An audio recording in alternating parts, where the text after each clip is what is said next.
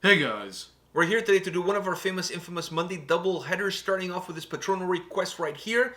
And the name of the band is A Night in the Abyss. Now, the name of the band intrigued me, and the fact that this video was released on Slam Worldwide intrigued me even more, so I went on Metal Encyclopedia. Do you have a guess? You're never gonna guess it, but I do don't you know, have because the name of the band kind of screams something dark, so I'm guessing like a metal that has to do with darkness. Are you ready for this? I'm ready. Are you ready? I don't think you are. I'm gonna bring words that you never seen together before. Oh shit. So are you ready for this? I'm ready, yeah. Technical symphonic deathcore. Okay. Well, you're not as shocked as I was when I read it. No, because it's shocking, but I kind of guessed in the right direction. I know, but technical symphonic deathcore.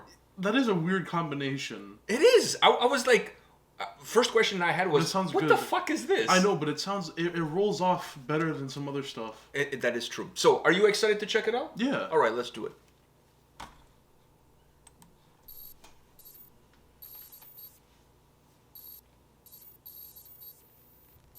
That's not part of the video, by the way.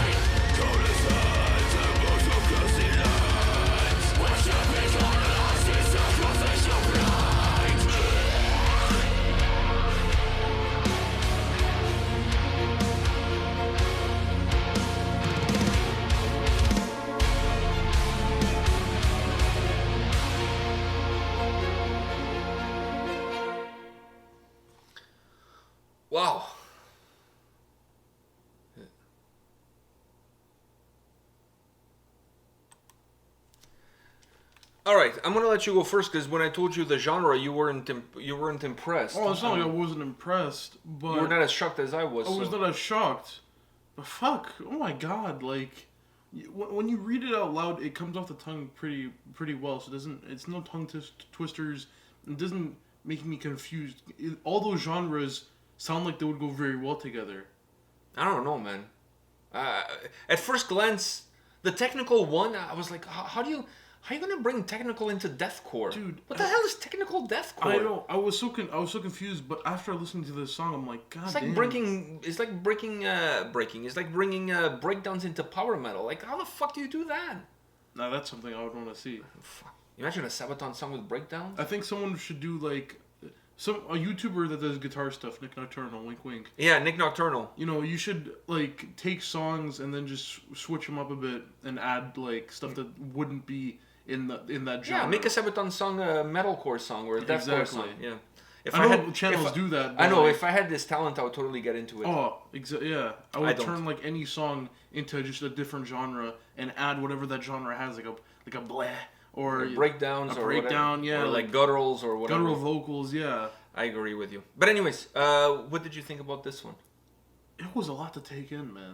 Definitely. A lot to take in, and I don't even know how I fully feel about it because, like I said, There's a lot of things I like, but there's a lot of things I didn't like. there's a lot of things I like, but at the same time, those things I like are either too short or they're being hit by something else I like. But then I'm like thinking to myself, it's going everywhere. The song is going everywhere, and It doesn't have a clear path. There's And no- that's one of the problems I have with it, actually. I like a song with a clear path. You know, where I know Or as clear as possible. Not like this. This song... some songs that don't have a clear path still are good, like psychedelic songs that kind of like are they're pulling you in a direction, but But the those, general atmosphere kind of stays the same. it though. stays the same. So Like if you listen to Bellacore, for example, sometimes it takes you in different paths depending on where you are within there's the still track, that- but the atmosphere kind of remains the same. yeah, there's still something that stays the same. In this song, there was like switch ups, like it's like it cut off and became a different song. It reminded me, when I was listening to it, it reminded me of friends that I had in college that, 6 months into computer science, they quit the program because there was not enough hot chicks, so they joined early childhood education. And then, like 2 years in, they realized that there was no jobs in that career path, so they quit that and they started something else. This song is kind of like that, you're going in one way and it's like, you know what? I'm kind of tired of this. Let's change things and let's go in this other different direction. And then you go into this other different direction. You know what? I've kind of had enough of this right now. Let's go over here now. And to me, there was a little bit too much of that. It didn't. I was never really comfortable within the song because it just kept going all over the place. Yeah. To me, that was one of the problems. The other problem that I have is I'm wondering if the keyboard player was the guy that did the mixing, because in my opinion, the keyboards were way too loud, way over everything, and I know it's symphonic technical deathcore. I get it. Symphonic comes before everything else. I get it. I'm guessing that's why the genre is like that. But I get it. I understand it's part of the genre, and at least they have a keyboard player. At least they don't have backtracks playing the keyboards. And I get it. But to me, the song would have been 1,000 times, a trillion, a gazillion times better if the symphonic elements were more of a layer within the sound and not on top of. I mean, the keyboards are on top of the vocals, on top of the drums, everything. The piano is. It's like on top of everything. Yeah. It's at points it feels like it's drowning out everything else, and I feel listening to this track would have a much bigger impact if the keyboards were just like squeezed in between something else. So you're hearing them, like very similar to the way to give a band, not that they're within this genre, but come a little bit close. Bands like Flesh God Apocalypse, you know what I mean, or now I'm forgetting the other one from Greece. Rotten Christ. No, not Rotting Christ. They're not a symphonic band. I know. Fuck. But you said like not close. No, but the other. No, I'm.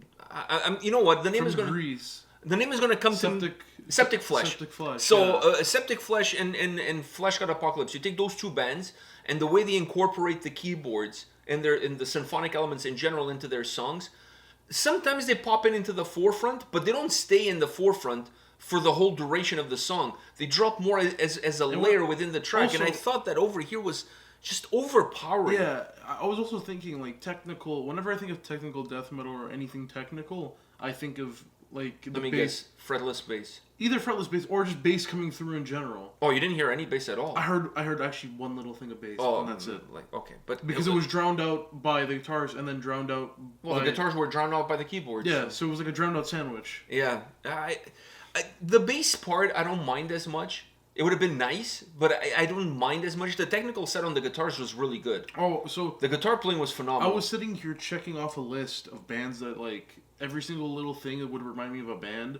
So there was, like, a certain point of the symphonic melody, which is basically what you're hearing most of the time. And that reminded me of Karak Angren. A lot of it reminded me of Karak Angren. There was one that reminded me of a Beelzebub song. There was one that just reminded me of Flesh God Apocalypse and Septic Flesh. I was getting a lot of that vibe from this. And then when it came to me actually seeing them playing technical and I can hear somewhat each note being played and how it actually is being played, it was reminding me of Beyond Creation. So I was like checking off a little list here of shit it was reminding me of. But the problem is it wasn't enough of that shit that it was reminding me of, because it was little pieces here and there smushed together and then like all over the place. So it's like, oh, this part sounds like Karak Angren. Oh wait, no, it doesn't anymore. Now it But sounds the like vocals, else. he sounds like CJ from Die Artist Murder. Yeah. Very similar. Very similar. I was like, that was one of the first things I noticed too. Is like, holy shit! If you put this dude and CJ in a room, I don't think I can tell them apart vocally. They sound very similar. The two sound very similar. My issue, I could even see past beyond the changes, the constant changes. I can see past beyond that. The bass thing, I'm like, you know what? It would have been nice, but whatever. I could see past beyond that. I can see past it, but at the same time, I like the it's technical it's on the, disappointing. Yeah, but I like the technical set on the guitars. I really did.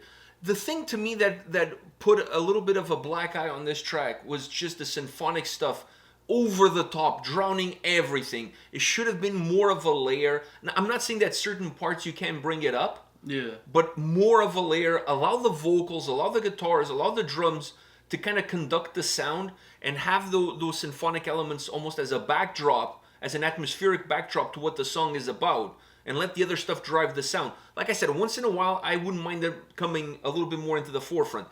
Having said that, if they were to come more into the forefront, then you need some clean vocals to go with it. So when they come into the forefront, you hit us with some clean vocals. Either that, or if you still want to stay within the harsh vocals, then you have to go almost like Lorna Shore, which is when they hit us hard with the symphonic stuff, he drops more to a squeaky, like scratchy voice to kind of match like the piercing sound of the symphonic elements. He matches the voice to that. If you stay with that lower tone, and the song is going up, it just feels so unbalanced. I'm not a fan of that. But to me, overall, Carnifex from this. Yeah, but the latest record now has way less symphonic stuff than the previous album. Yeah. The World War X had a lot more. I think it's more of that. Yeah, but even Lorna Shore like too. I said, and Lorna Shore, like I said, it was like a list. Shadow of Intent. You can mark all of these down. You can mark a bunch of bands down, but the problem with it is, for me at least, those changes and the symphonic. For me, it was just the symphonic. And that symphonic part. Remember, we was nicely played. It's just that it's so but powerful. we also put our hands up at the same time when the symphonic. Oh, that went like so weird. It became like stringed. I don't know if it was like an organ, if it was like. Yeah, that was a nice little twist over there. It was nice, but at the same time, I'm like, oh fuck, now it's gonna but focus on it even more. I know, but that would have been more impactful if it wasn't in a positive way. If the stuff was a little bit more into the backdrop, and then it pops up to the front. It was and surprising. You go, don't get me wrong. It was surprising, but it could have been even more surprising. It could have been even better because everything. Since there's so much of it already in the track, it's surprising. Yes, because it's a new sound, but. After like 2 seconds, it's like, oh, well, it's the same thing. It's like you're eating an ice cream, and I'm looking at you eating an ice cream, and then an hour later, you're still eating ice cream, and then suddenly you're eating this massive ice cream. I'm going, holy shit, that's big. But it's not that shocking. I mean, you've been eating ice cream for the last 3 hours, so it's like, you know what? Whatever. It's just a bigger size ice cream. Do you see what I'm saying? Yeah. It doesn't have the same impact as if it was in the backdrop, and then it just popped into the front with with that craziness and Yeah, shit. yeah. It would have been like, wow, where the fuck did this come from? But because it's already in the forefront, it's hard for you to go even further. It Like also- you it can't also go any would've- further. it- You're already up front. Yeah, and it would have kept you listening to the underlying piano throughout the song later on because you would have been more focused on it than before. And then it would drop back down again. Exactly. I agree with you. All right, guys, give us your thoughts on this song, on this band in the comment section below. I believe they're from the UK. Oh, Yeah, I wonder if they're Man United fans. maybe. Maybe. For me, everybody who's in the UK, it's either Man United or a Liverpool fan. I know that's not the case, but that's always the... Everybody that I meet from the UK is either one or the other. So, Yeah. but I know that's not the case. There's a lot of Newcastle fans out there. Yeah, and Fulham and all other teams. Anyways, we should start our own footy channel. That's what I'm starting to get to. Well, you want to start our own soccer channel? Yeah, where we talk about footy all the time. I don't know if that would go anywhere, but it would be fun. It would be fun. Some food for thought. Food Okay. for thought. All right. Anyways, guys, let us know your thoughts on this song, on this band, on this video. Use the comment section below. Hit subscribe, and we'll see you guys at the next video, which is coming right after this one. See ya. See ya.